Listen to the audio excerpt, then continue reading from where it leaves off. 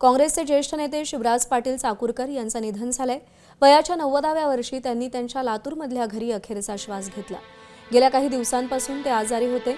त्यांनी केंद्रीय गृहमंत्री, राजीव गांधींच्या मंत्रिमंडळात संरक्षण मंत्री, लोकसभेचे अध्यक्ष, राज्यपाल अशी विविध पदं राजकारणात भूषवली होती।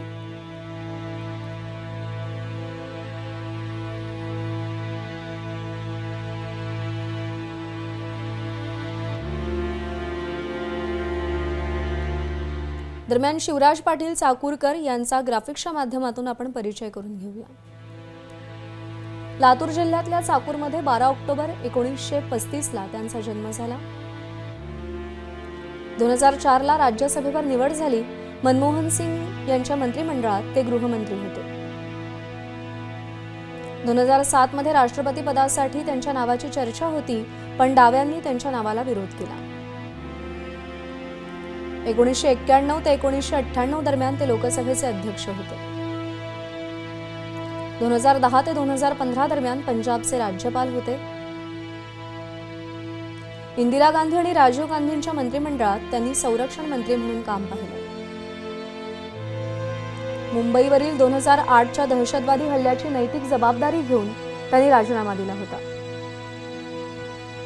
हैदराबादच्या उस्मानिया विद्यापीठातून त्यांनी विज्ञान शाखेची पदवी घेतली होती। मुंबई विद्यापीठातून ते कायद्याचे पदवीधर होते। 1967 ला लातूर नगर परिषदेवर त्यांची निवड झाली। 1963 ला विजया यांच्याशी त्यांचा विवाह झाला। 1972 आणि 1978 अशा 2 वेळा ते लातूर शहरचे आमदार होते। 1980 ला सर्वात प्रथम लातूर मतदारसंघातून ते लोकसभेवर गेले। 1999 पर्यंत सलग 7 वेळा ते लोकसभेचे खासदार होते। 2004 मध्ये रुपाली पाटील निलंगेकरांकडून त्यांचा लोकसभेला पराभव झाला। एबीपी माझा, उघडा डोळे बघा नीट।